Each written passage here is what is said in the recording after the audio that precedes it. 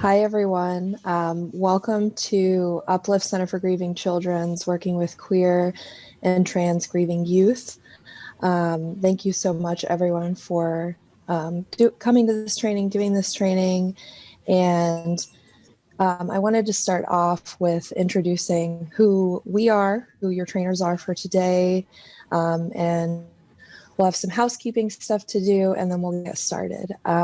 As I said, we are from Uplift Center for Grieving Children, located in Philadelphia. Some of you may have worked with us before, but we work with youth and their families who are grieving and have experienced some type of loss or death in their life. And my name is CJ, and this is Sam. And hi, everyone. And I'm going to go ahead and let Sam introduce herself and tell you a little bit about her and being at Uplift. Hi, everyone. My name is Sam, and I am a school and community clinician at Uplift. I've been there just over a year and a half at this point. My main focus at Uplift is working with grieving queer and trans youth. Specifically, CJ and I have a program now that focuses on this community in general, and we'll tell you a little bit more about that later. Thank you, Sam. I appreciate that. And would you mind sharing with everyone your pronouns, just so we all know? Yeah, so I use she, her pronouns. Awesome. Thank you so much, Sam. And hi, everyone. My name is CJ. I am a social worker, and I also work for Uplift in the school and community services part. I have recently taken on some more work in the family services part and of Uplift. And I also, like Sam, my passion is working with queer and trans youth, and specifically queer and trans youth who are grieving. And we're really happy to be here today. Oh, yes. And my pronouns are they, them, or he, him. Either one is fine. I prefer they, them, though. And we'll go ahead and get started with our mission statement and some other things. So the first thing that we're going to kind of share is the mission statement for our Queer and Trans Youth Services program. So here it is in writing. CJ is going to go ahead and read it for you as well. So our mission statement for our program, as Sam said, is Uplift's Queer and Trans Youth Services program provides education, support, and resources for young adults, organizations, and families throughout the city of Philadelphia. Queer and Trans Youth Services offers space for individual and community grief, as well as ambiguous loss experiences. This program strives to generate conversations about queer history and how that history is tied to our grief. Thanks a bunch, CJ. So the next thing that we're going to touch on, which we both find very important, are just some safety considerations before we move into the main part of our training here. So you'll notice that there's 4 points here. CJ and I felt that these were the most important things to bring to the conversation before we really get into anything else. So the first point that we want to bring up is how important language is. And, you know, when we talk about the queer and trans community, CJ and I use the words that we use very carefully as members of the community. And so we think that it's important that when speaking about this community, we're very reflective and thoughtful about the language that we use and the language that youth that we work with use. So some people in the community don't like to be referred to as queer, and that's something that we recognize. Some people don't like to be referred to as gay. There's a lot of different ways to describe oneself in the community as well as the community at large. So when working with queer or trans youth, it's important to be reflective of the language that they use when they're describing themselves or the community that they're a part of. Absolutely. And I'll go off on the second one. So intersectionality within the community. We wanted to make sure that this was one of the first things that we discussed and asked everyone to consider when viewing this training. And that is the connection between Blackness and queerness, or your identity and queerness, because many of the youth that we work with and that you all work with, they hold multiple identities. And these multiple identities are sometimes at odds with one another, depending on which communities you belong to and which identities you are a part of. Sometimes, though, they work in harmony together in beautiful ways. But we really wanted to make sure that we brought up this intersectionality piece specifically because we are in Philadelphia, and many of us are working primarily with students of color, Black students, Indigenous students, etc. And some of them may be queer and or trans, and also be part of those other communities as well. And from our research and what we know that those students who are people of color, who are Black, Indigenous, etc., they experience things, different types of oppression, violence, homelessness, etc., at much higher levels than our white, queer, and trans students that we work with. And it's important for us to recognize those things before we even get into the grief that impacts our queer and trans students. So, thank you. The next point is how a non-queer identity kind of works in tandem with the community. So even if you as an educator or an ally are not part of the community, you don't identify as, LGBTQIA, it's important to know that you should never lie or make something up about you being a member of the community when working with someone who is. And the reason for that is kind of twofold. The one is that it creates an unsafe space. So whenever we're working with anyone, we want to make sure that we are being our most authentic selves and our most honest selves.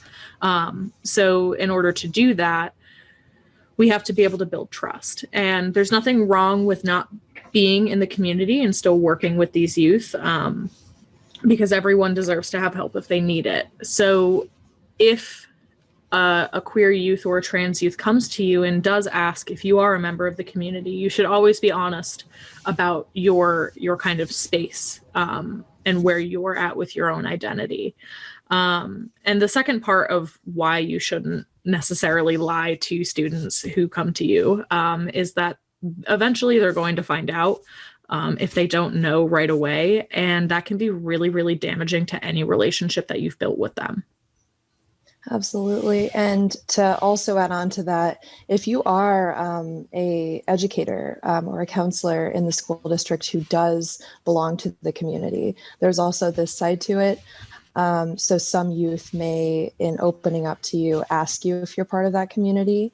And Sam and I have noticed the tremendous benefits that holds for our students when they have someone who in the community who they can look up to and share with and be safe with. But we also do want to recognize that you may not feel safe or comfortable sharing that with the student if you are in the LGBTQIA community. So there's that as well. But just something to think about when a youth is sharing that with you, because we have found that studies show us that queer and trans people, specifically youth, feel safer, more comfortable, and better working with people who they know are in the community. But as Sam said, that doesn't mean that you have to be in the community in order to work with these youth. And I'll cover the last one here. So listening versus acting and assuming. I know all of us, including Sam and I and everyone doing this training, already does this so beautifully with our youth. But just something to be more specific about, whether you're in a classroom or meeting with a student individually or in a smaller group setting, looking out for misgendering and dead naming that may be happening. And so there are two instances of this that are important to really note. So if you're in a classroom setting, as just an example I'm using, one of the students may misgender or dead name another student who maybe isn't even in the community. But as the educator, the adult in the room, having something sort of prepared to be like, hey, everyone, we don't all know each other here, and maybe some of us do, but let's try to call each other by what we want to be called, is something that indicates to your queer and trans students that you're looking out for those sorts of things and that you have a little bit of a knowledge about them. So you may not even know that that you have a queer or trans youth in your classroom, but by just setting up an example like that shows them that you could be someone that they could come to. And to also go off that, on the other side of this, if you know you have a queer or trans youth in your classroom or in your small group that you're meeting with, if misgendering or dead naming does occur, always, always, always meeting with them after the group and checking in and seeing what best ways you could provide support to them after that. And we'll get into a little bit more in depth later on in our training about what that sort of looks like. Yep. So the next thing that we're going to talk about are our learning objectives for today. There are 3 of them. And the first one is we want everyone to understand the different types of grief and loss. So the one that we talk about the most is a physical death and the impacts that that can have. But we very frequently don't discuss a lot of other different kinds of grief or loss that might be impacting our students and our youth. So we just want to be able to touch on that and give a little bit more information about those things. The second one is how these different types of grief and loss impact queer and trans youth specifically. Obviously, death and loss impacts all students, all adults in some way, but we just really want to drive home the point that as a queer or trans youth, the impacts might be a little bit greater than what we assume. And the third one is how to apply all of this as an ally and an educator. So we want to set everyone up to be able to kind of intervene and know what they're doing at a very base level when they do interact with queer and trans youth, especially those who are grieving, and to have kind of a list of things to do to help that process a little bit, to make it a little bit easier for you and the youth that you're working with. So the first learning objective, as I said, is understanding the different types of grief and loss. And to start that off, we're going to just list the ones that we're going to talk about in this particular training. So as Sam said, with this first learning objective, there's 3 types of death and loss that we really wanted to cover. And the first one is physical death, which is probably the most known for all of us here today. So we'll get into a little bit more specifics about that. The second one is ambiguous loss, which is something that people are talking more and more about. So we wanted to sort of go more in depth on what is ambiguous loss, what does it look like, and things like that. And the last one is something very, very new. It's always been a thing, but it's something that Sam and I have been noticing and working with our queer and trans grieving youth. And this is community grief. So we'll get into what that is, how it presents, what it looks like, and how to talk about that. And it's really important to note that with all of these types of losses and grief, that there are some overlap that you'll begin to notice, but there are really important differences as well. So as we stated, the first type of loss and grief that we're going to talk about is the physical death and grief. And so the definition that we have here is the one that Uplift uses when we discuss this particular type of grief with our youth. So the definition that we have is grief is all of the thoughts, feelings, and behaviors that happen to us after someone dies. And that pretty much encompasses all of the aspects of it, right? So you have what's going on inside of your head, you have what's going on inside of your heart, and you have what's going on physically regarding someone's death.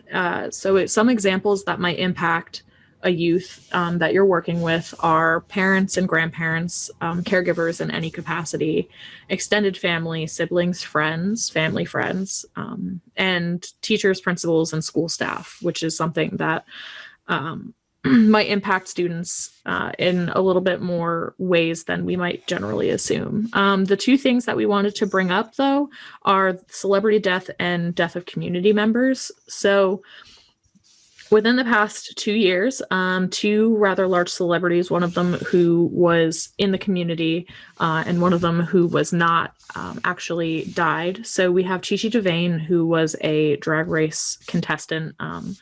So a drag queen who was openly in the community, died last year. And then Kobe Bryant, who basketball player, his death impacted a lot of youth that CJ and I worked with within the past year or so.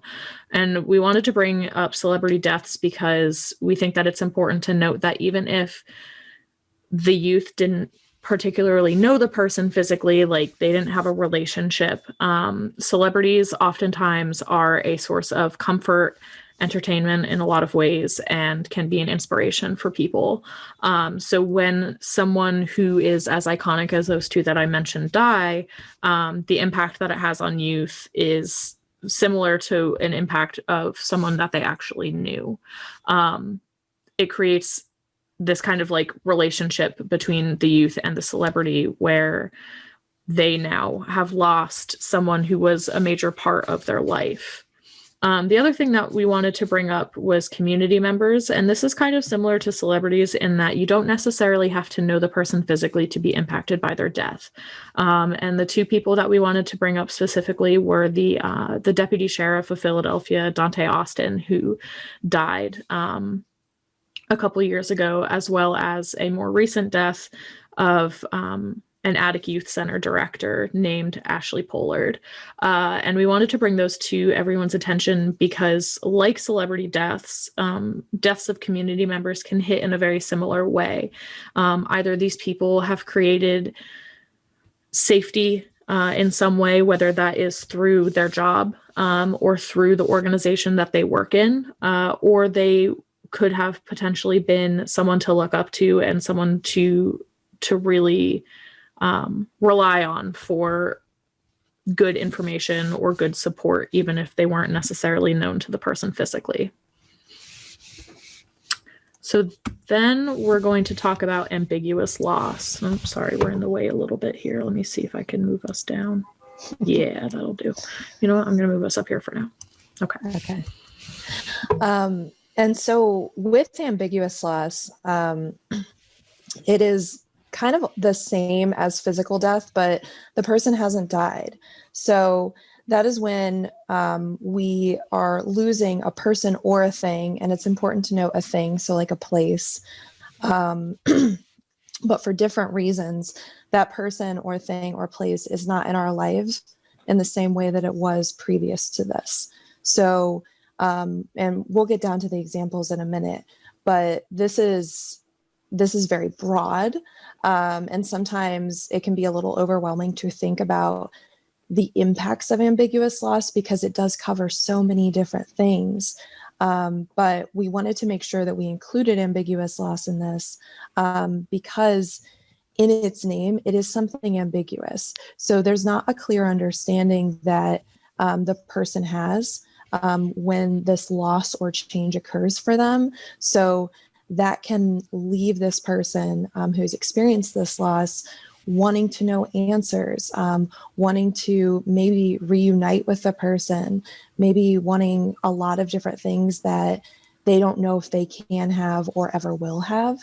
And a lot of this will delay the actual process of grief for that person. And it can result in what we call an unresolved grief surrounding the person, place, or thing.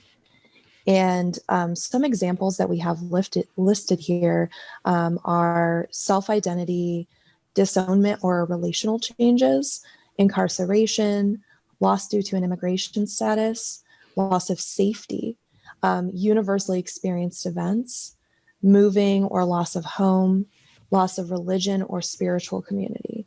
And there were a couple of these that we wanted to get a little bit more specific about for our queer and trans youth. And the first one is moving, loss of home, or relational changes. So with the foster care system, a lot of our queer and trans youth end up homeless or part of the foster care system because of their identities. So there's sort of a even more like a threefold thing happening here. So the loss of an actual home to be in is one type of ambiguous loss that's going on. Another type of loss is an extreme relational change. So not being with that family anymore. And this is for good or bad. So if the family was supportive, but the youth felt like they couldn't be there anymore and they end up running away, for example, or if the youth ends up running away or being disowned by a family, that's another type of loss then, that relational change that is going on. And something that complicates ambiguous loss in these instances are that a lot of our queer and trans youth, they don't want to be separated from their families or leave their families, but a lot of times there is no choice for them for whatever the reasons may be. And a lot of these youth have expressed specifically to Sam and I and to others in their community that they may start talking to, for example, their dad again, even though their dad said awful things and didn't accept their identity. And that's what makes it really ambiguous, because dad is still there, but they know they shouldn't talk to dad, and that relational change has so many grief responses attached to it. So we really wanted to cover that. And another thing on here that we wanted to point out on this list of examples that we felt was important is self-identity. And so this is really for our youth who are trans and non-binary or gender non-conforming. So a lot of these youth, not all of them, and it's important to note that not all people who are trans experience gender dysphoria. Some youth may, and they can also experience gender euphoria, so the opposite. Gender dysphoria is having feelings of parts of yourself not being right, or not being seen by society as the way in which you want to be seen, and it causes dysphoric feelings and thoughts to occur. And then euphoria is the opposite of that. So it's when someone says something just beautiful to you and you feel so euphoric in your gender that you chose, and things like that. So we really wanted to include how that self-identity, both internally and externally, is a loss in and of itself, even if it's a good thing, because there are grief responses and changes that can happen if, let's say, the youth makes a decision to go on hormone blockers, for example. So certain body parts may then stop changing or change differently, and maybe they start to dress differently. Or they are wanting to be referred to by a different name now. And so a lot of these things, you're like, yeah, that's euphoric, but other people around them may not be experiencing it the same way they are. So it causes that youth to feel some sense of loss in their old identity that was accepted more broadly. So ambiguous loss it's ambiguous. It's very messy. It's like all over the place. And Sam and I still talk about it to this day, because the nuances of it there's so many.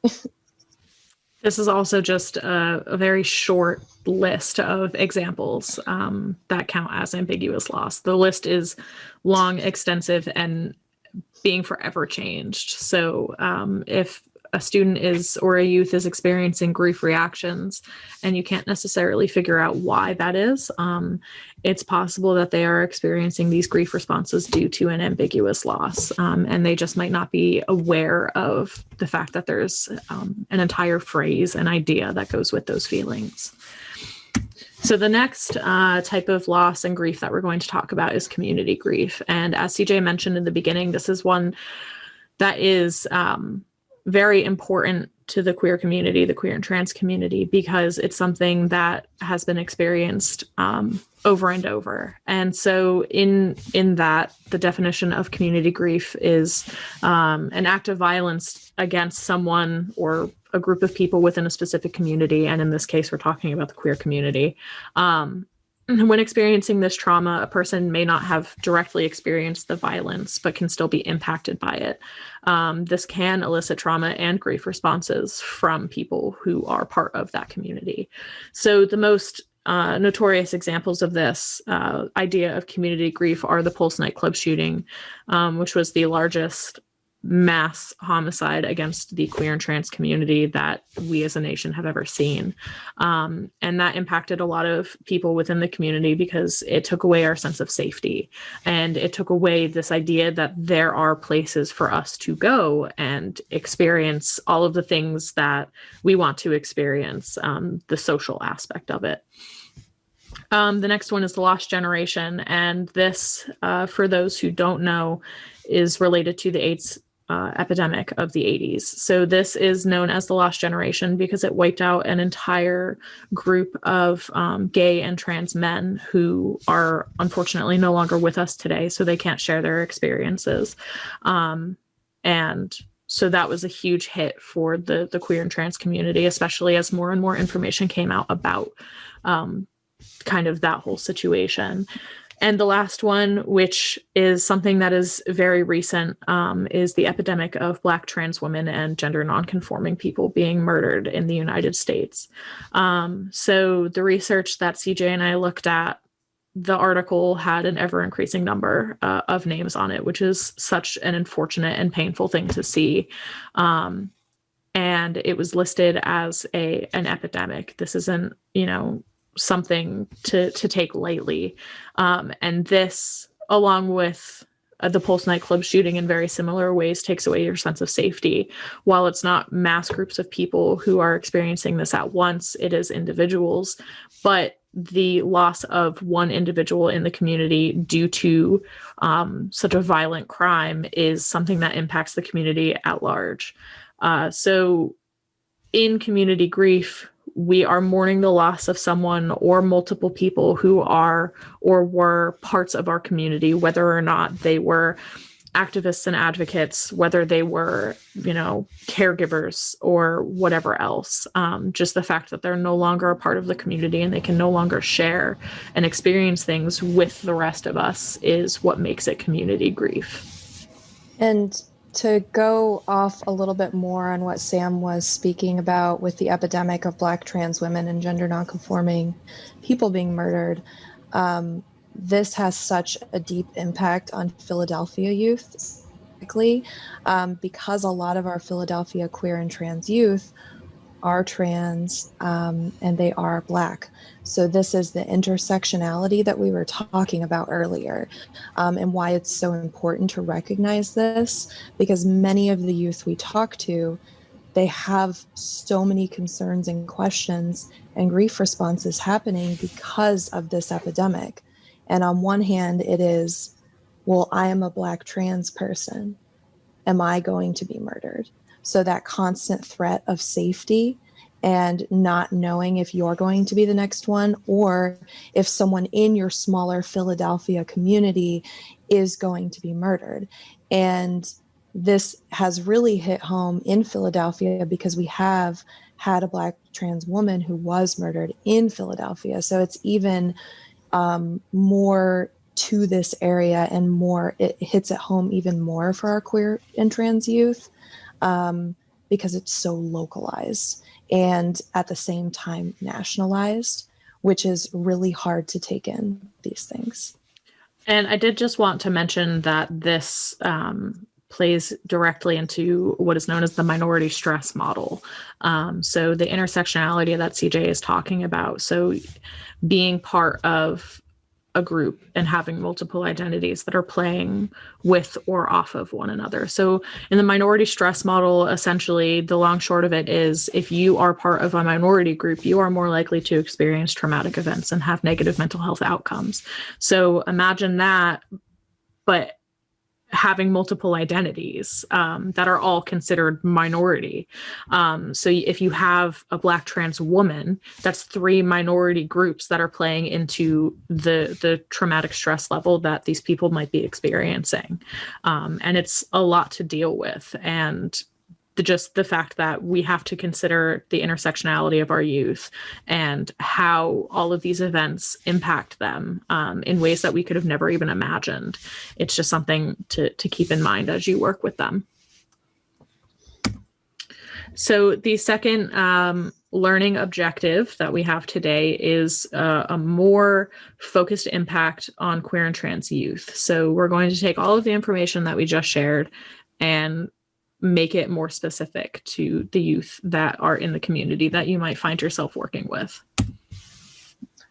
Awesome. So we wanted to start this section off with some statistics, and many of you may have seen these statistics before, but in actually kind of reading them and letting them sort of sink in, I think is important for the work that we're all doing.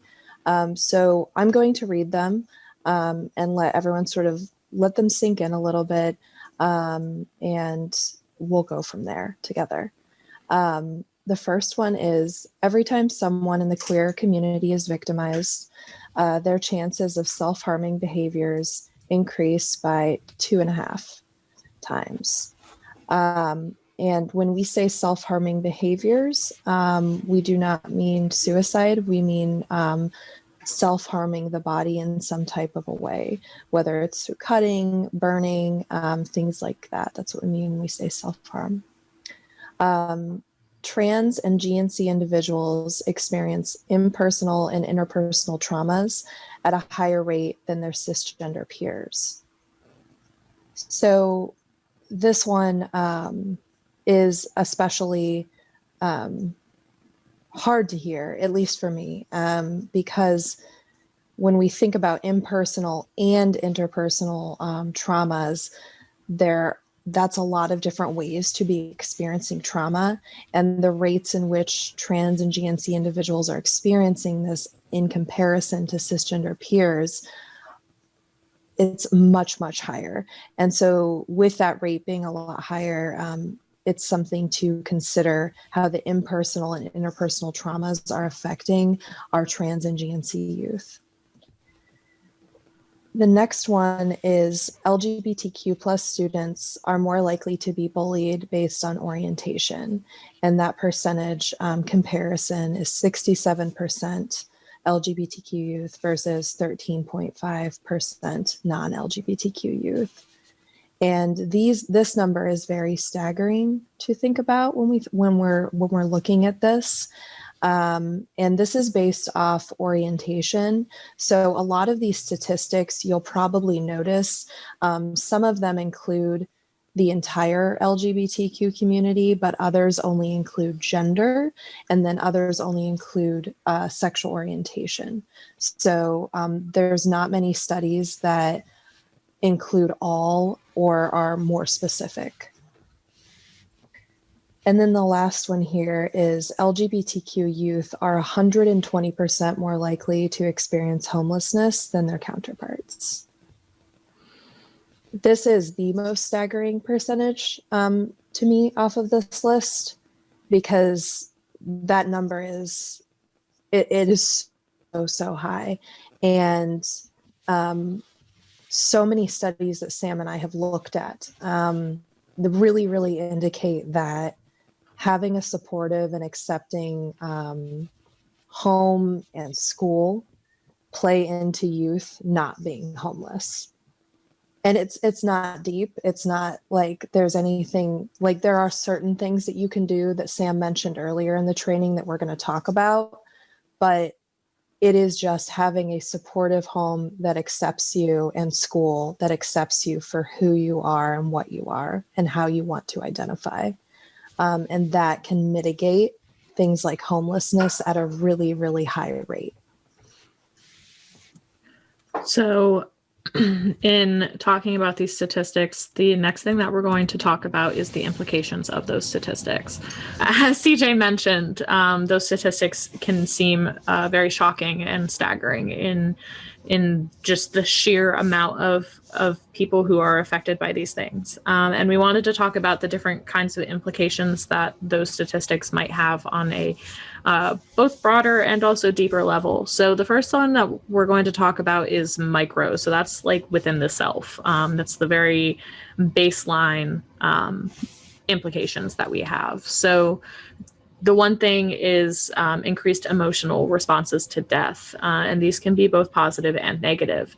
And we wanted to kind of highlight some examples of that we didn't put in the slide, but we're going to talk about. And so those things can be what I mean by positive and negative, and what we mean by positive and negative is that grief can do all sorts of goofy things to us, and it can make us feel a bunch of different ways that might even be conflicting to either one another or how we think we should feel. So for those youth who are in the queer and trans community, when they experience a death, and especially of someone that they know personally and physically, it can lead to a lot of really strange emotions and really strange responses. So some examples that can have different impacts is if someone dies who had disowned the youth or abused the youth in some way, this can lead to a lot of positive emotions because the person that wronged you and hurt you in so many ways is finally gone. But it can also have these really conflicting negative emotions where, yes, this person's gone, and they did so many harmful things to me, but they're gone. And so, you know, if you have a parent or a caregiver that wasn't necessarily the most supportive person who is now no longer around physically, it can impact the youth in a lot of different ways.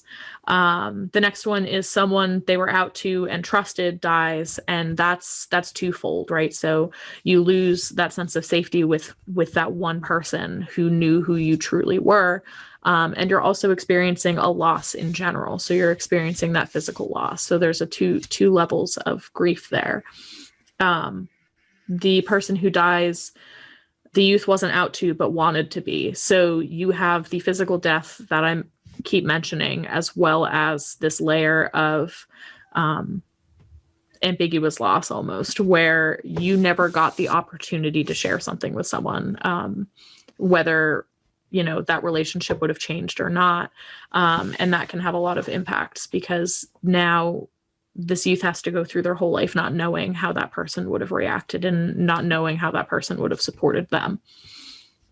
The next one that I want to talk about is, or I guess the last one that I want to talk about is the youth isn't out to this person who died, but the person still had an impact. So you're losing, similarly to wanting to be out to the person but not getting the chance to, you're losing this relationship that you had with someone that had an impact on you, whether that's, you know, they created an atmosphere that was very trusting and nurturing or whatever else. So again, you have that physical death, and you also have that second layer where there's a lot of confusing things happening where the person that you lost had an impact on you for better or worse. The next type of implication is a meso, and that's sort of like the medium-sized implications, the things that happen outside of the self, but not on a community impact level. So you have the loss of home, loss of support, and loss of safety that we keep talking about when we talk about death and ambiguous loss and community grief.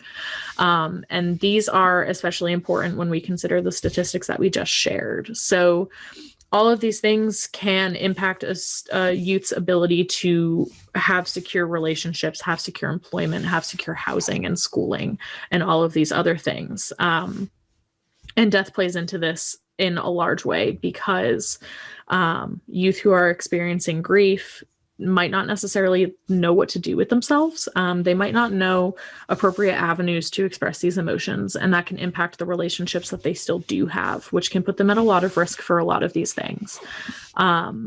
And the final one that we're going to discuss is macro. So this is the broad scale. This is everyone in the community is in some way at some point impacted by these things. The first one being school policy. And the two things that come to mind with that are bathroom policies and dress codes. for bathroom policies, it can create an unsafe situation and an unsafe space for a trans or gender nonconforming or non-binary person who doesn't have a safe place to go to the bathroom, or they're not sure which bathroom they're allowed to use. And CJ is going to talk a little bit more about these things in depth, but I just want to bring them to everyone's attention. The second one being the school dress codes. It's, again, can create a very unsafe situation for transgender nonconforming or non-binary youth who have to kind of work within the realm of a heteronormative dress code. And by unsafe, I mean it can cause gender dysphoria that CJ talked about earlier. It can cause an increase in bullying if, the student is out, or if they're not, and, they're following one side of the dress code or another that doesn't necessarily either matches with who they are identity-wise or doesn't. And that can lead to a lot of bullying and unsafe situations as well. The next one is the local, state, and federal government laws, whether or not they're passed. So things that are in practice now that are good for the community are great, right? So we want to appreciate the things that we have that make it so we can live and be safe. But there are laws and statutes and practices that are not safe, that are out there that make it harder for queer and trans youth or queer and trans adults to live their lives in the safest possible way.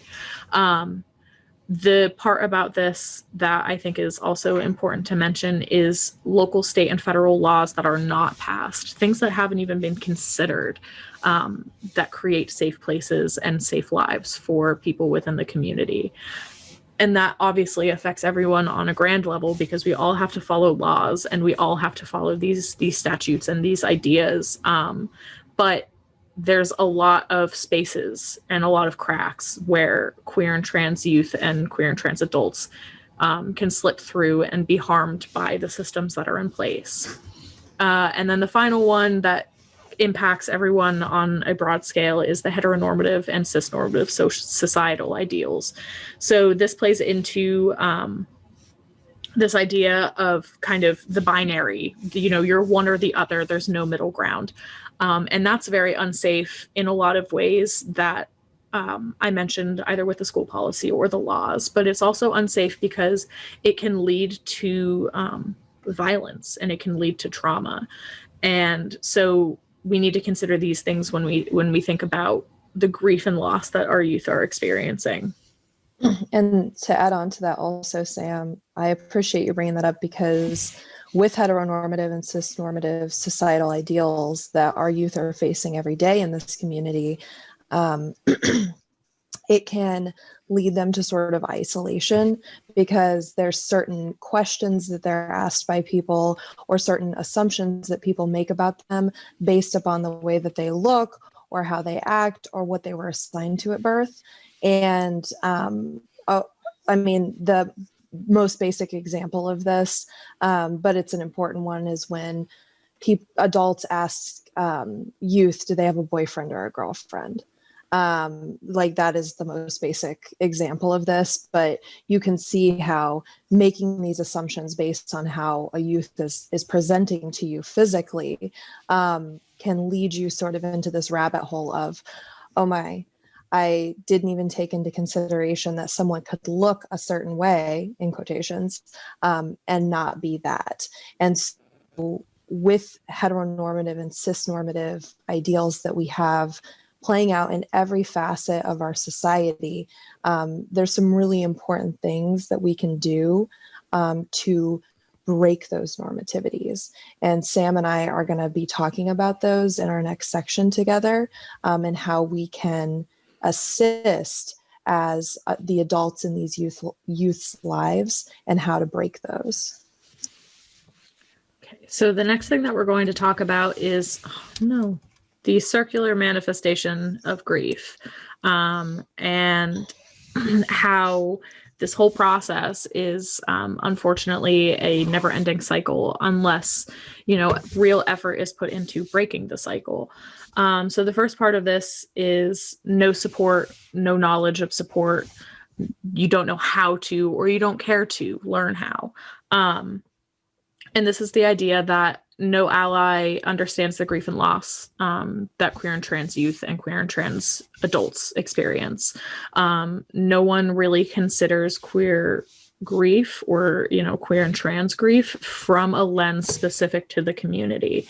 And that leads to decline in mental health and quality of life diminishment. So obviously, as everyone I'm sure is aware, having a solid support system, even if it's only in one facet of the life, can greatly improve mental health outcomes. So whether that's a supportive home life, whether that's a supportive school life or supportive social group or whatever it is, having at least one of those things increases mental health outcomes. So the idea is that if there's no support in any of these facets, the mental health of our queer and trans youth is going to decline. And so we may be experiencing this idea that there is no place to safely experience emotions or experience the grief and loss that we have as queer and trans youth. And in this, without having a safe place to do these things, we may be forcing youth to experience these emotions and other things in unsafe environments, whether that is at home, whether that is at school, or within their social circles. Then unfortunately, becoming a statistic is something that we need to consider, which would be the next step in this vicious cycle. So the homelessness, the suicide, the self-harm, the things that we talked about in those statistics kind of come to head here, where we have the idea that there's no support, the negative health outcomes. This is the next logical place that this is going to go. So the mental health decline obviously leads to increased homelessness, whether that's because the family disowns them because they've been outed or had to out themselves, whether it's because their emotional capabilities become too much for the family to handle. And so there's kind of a breakdown of the relationships within the home to the point where the youth is kicked out or removed from the home. And of course, the suicidality and self-harm pieces come with that as well. So negative mental health outcomes increase the likelihood of self-harm and suicidality. And then the next part of that is the grief and loss. So all three types of grief and loss can manifest in this part, where the physical loss is that either someone that they trusted is now dead or has died, and that is impacting them on top of everything else. You have the ambiguous loss. That's the loss of safety, the loss of support, the loss of home, all of those other things that we talked about that count as ambiguous loss. Or you have the community loss and grief. So maybe through all of this, someone else in the community is killed or dies in some way. So whether that's through medical reasons or homicide, mass homicide, suicide, those sorts of things, which then puts them back at square one, where there's nowhere for them to go with these emotions and feelings. And then the cycle just continues. And so we wanted to bring this up because we think it's important to know that at some point we have to try to break this cycle. And perhaps the easiest place to do that is with the knowledge and support part, by offering our knowledge and our support for these youth, we can mitigate the other things happening. And we're going to talk about those things very shortly on how we can do this.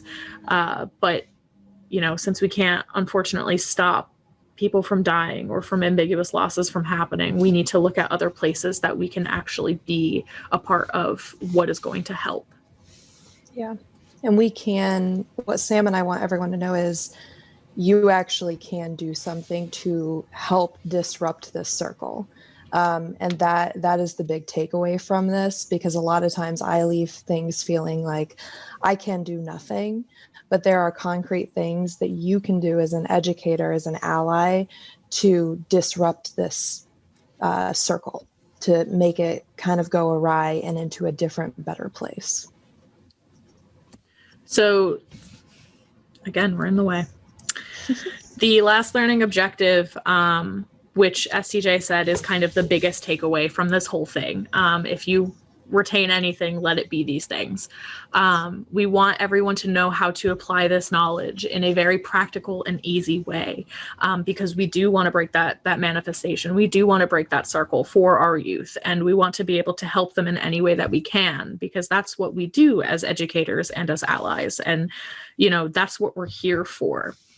So these are some points that CJ is going to talk about why all of this even matters at all. Absolutely. And so, yeah, why does this matter? And we can say in a, broad way, of course this matters, but like, what are the nitty-gritty reasons of like why this actually matters?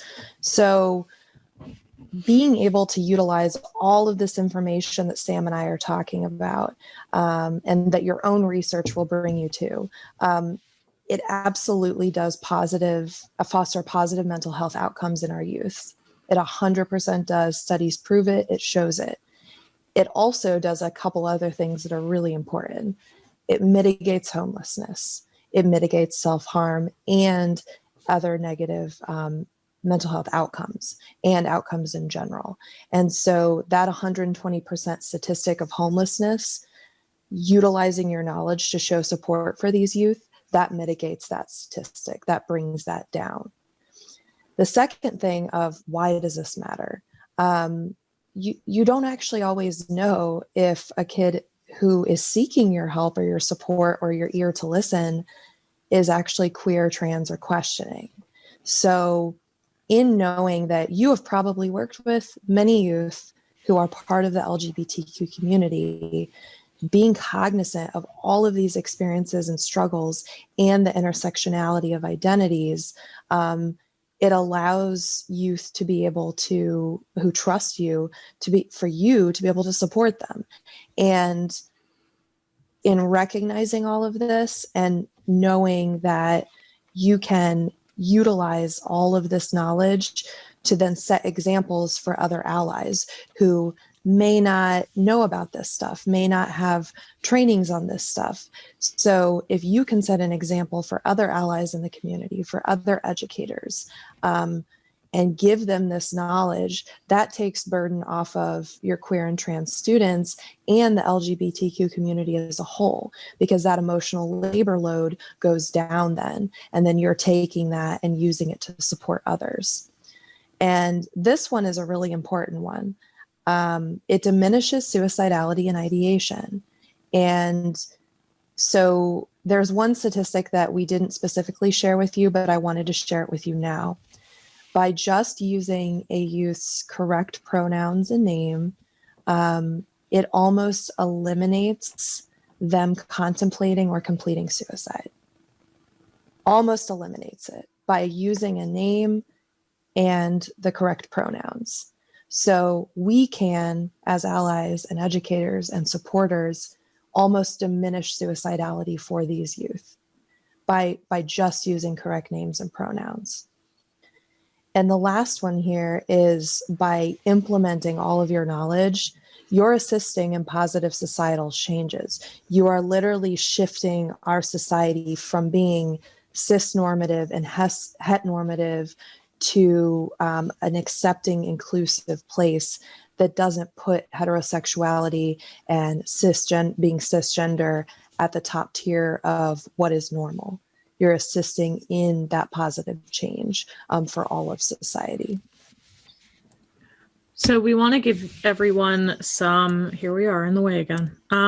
We wanted to give everyone some really basic things that you can do and you can start implementing right now that will help you be on your way to being an ally to grieving queer and trans youth, and queer and trans youth in general.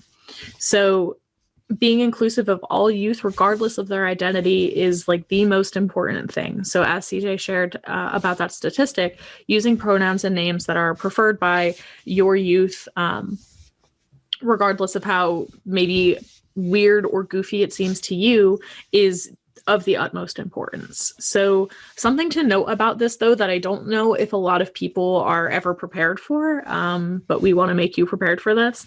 Queer, trans, and non-binary youth can frequently change their names and pronouns. We're talking about like sometimes multiple times a week where you want to go by a different name, or a particular youth wants to use different pronouns. And this is sort of a testing the water phase for a lot of youth who are experiencing these identity changes.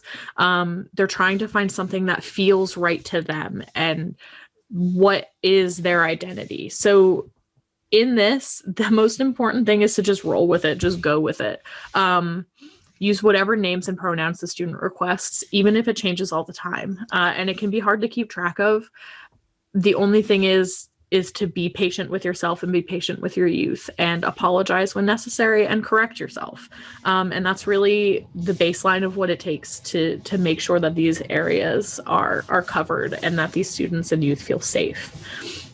Another thing that you can do that CJ and I are more than willing to help with is creating a resource list and having it readily available. So queer and trans specific resources are very, very, very important to have, and can be the difference between having shelter or being homeless, or having good positive mental health outcomes and having bad negative ones. So the issue here is that there's not a whole lot of spaces for queer and trans youth to go to receive the help that they need. And this is especially pertinent for those who are trans or gender nonconforming or non-binary.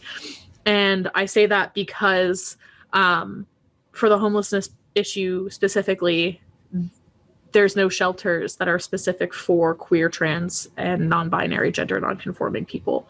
And that's a huge problem, because it leads to people who identify as something other than what they were born as to be forced into a home that might be unsafe for them, or forced into a shelter that is not accepting of them or unsafe for them as well.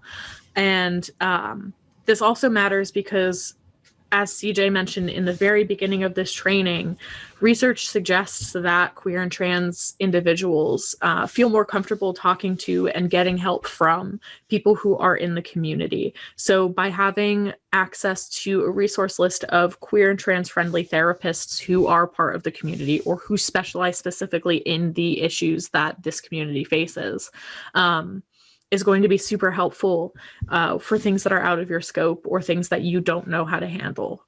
So having that, and having a list that you can keep for yourself, that you keep constantly updating, whether it's an Excel sheet or just a notebook with some names and phone numbers, as well as having little resource cards that you can give to your youth, is something that can make a huge difference.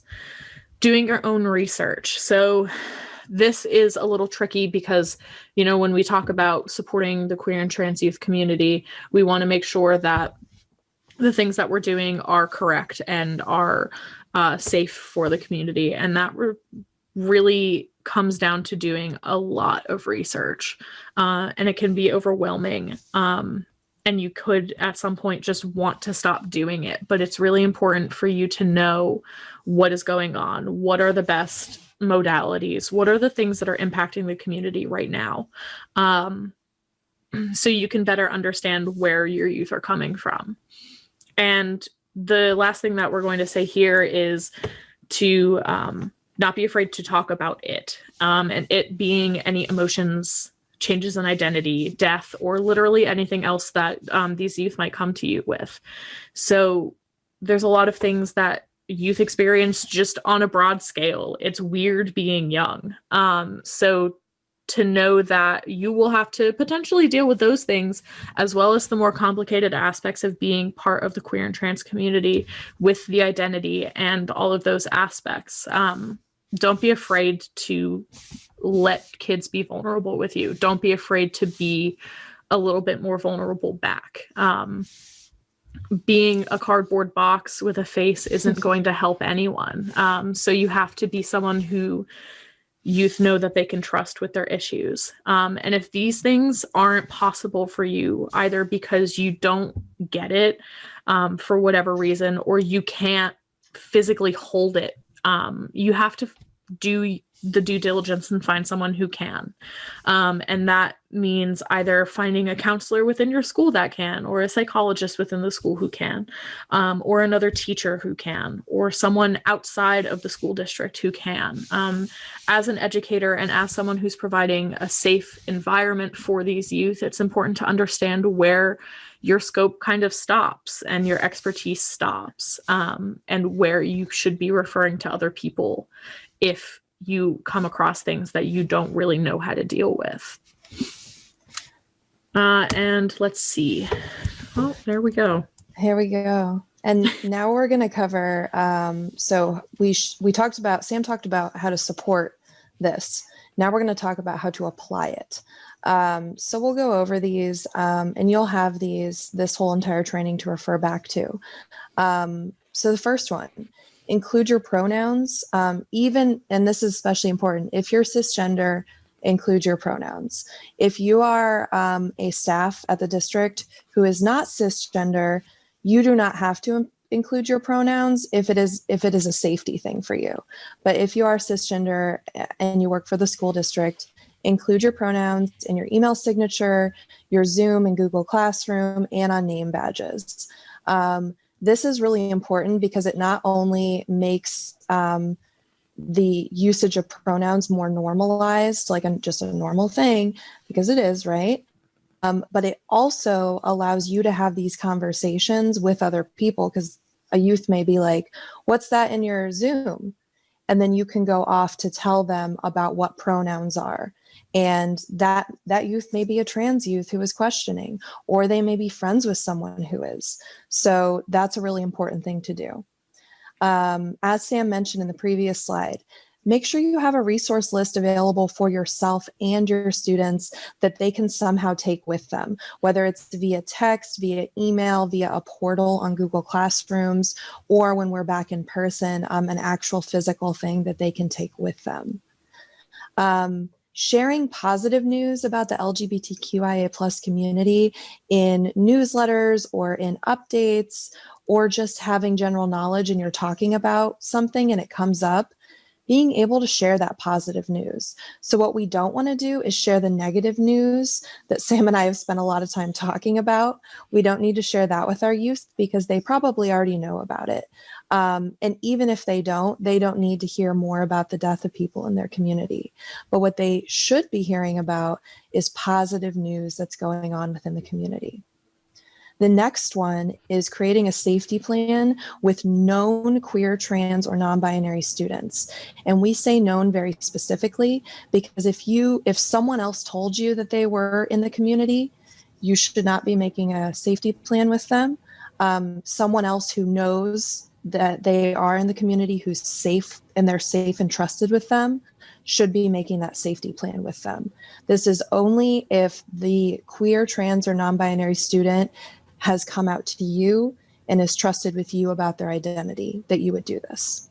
And so a safety plan that we're speaking of for this is when you're speaking to caregivers and friends of theirs or students in the classroom, what name or pronouns do they want you to use? They could be different from when you're two private together talking to each other for safety reasons for the youth. So figuring out what names and pronouns to use and when to use them.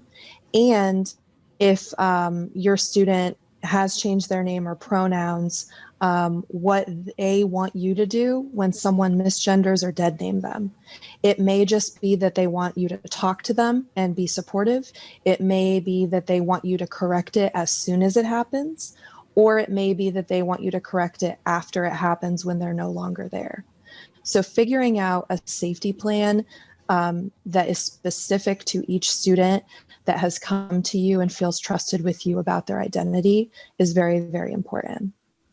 The next thing, be up to date on things that are happening in the community so you can better understand what your youth are going through. And this is, like Sam said, doing your research. Be up to date about policies and laws and just general news about what is going on. And then this one's also very important. Have an idea, and you may need to write this down, of what to say if or when you say the wrong thing, because we're all humans. So there's going to be a time where you may misgender a youth. It's happened to all of us. I am a trans person and I have misgendered other trans people. So this is not something that only cisgender people do or do. It is something that happens, and knowing what you need to say is extremely important.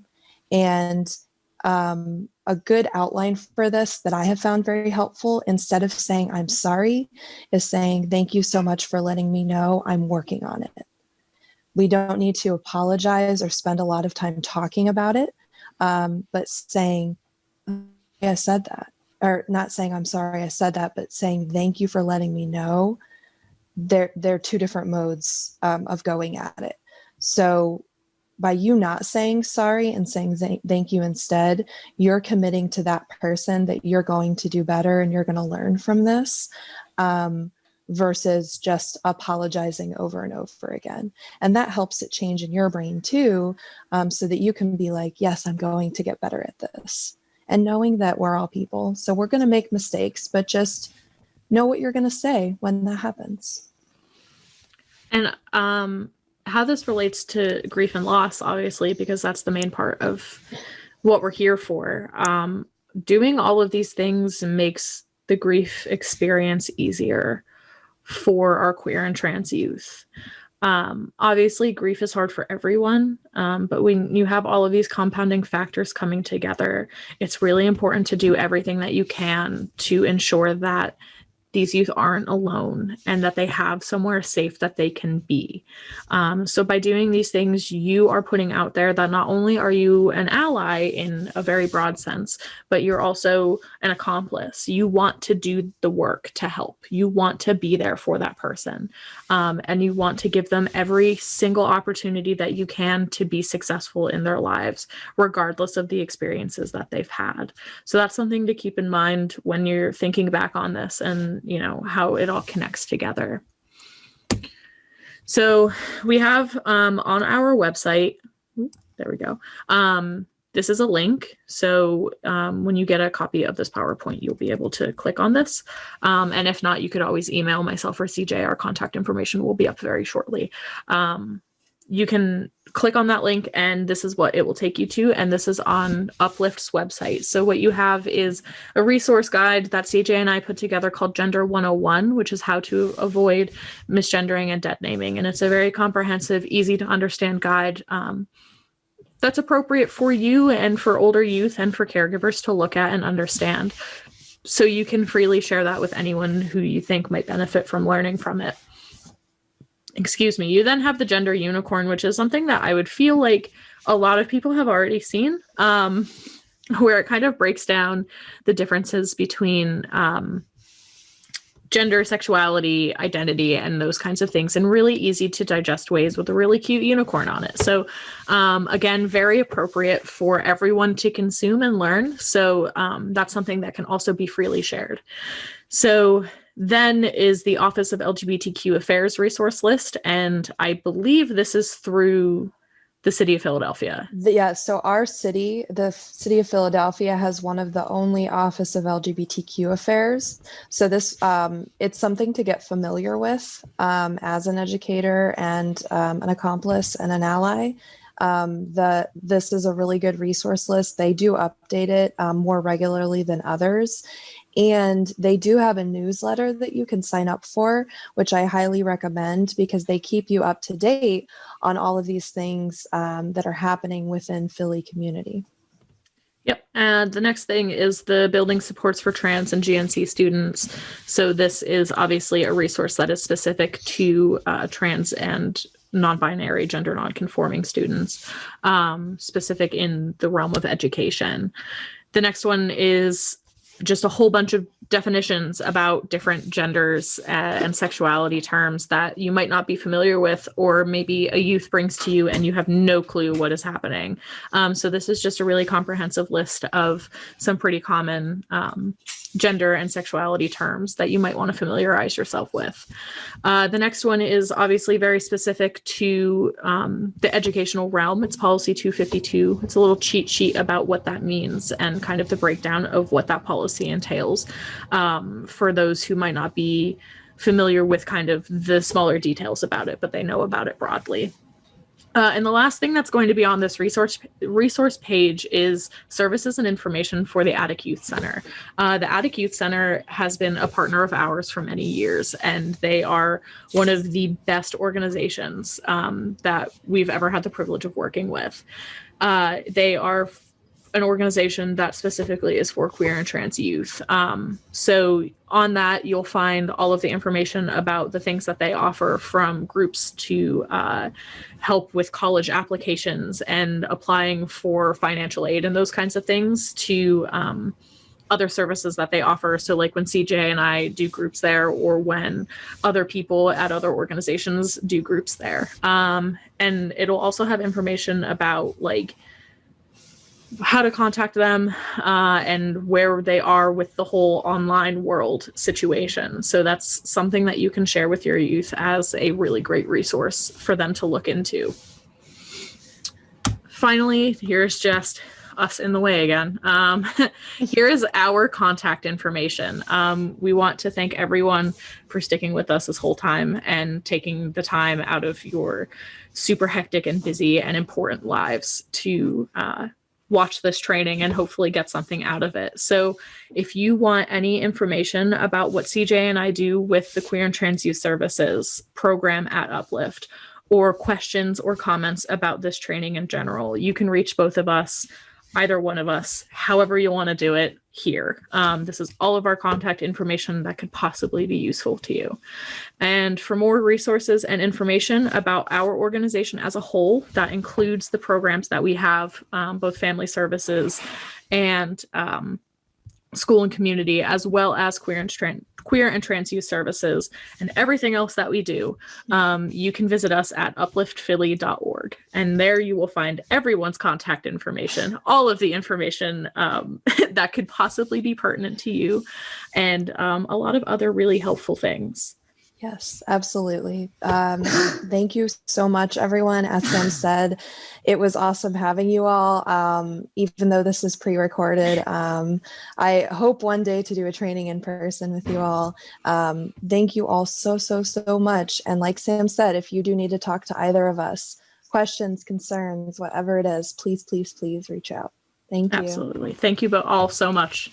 Have a good rest of your day. Bye.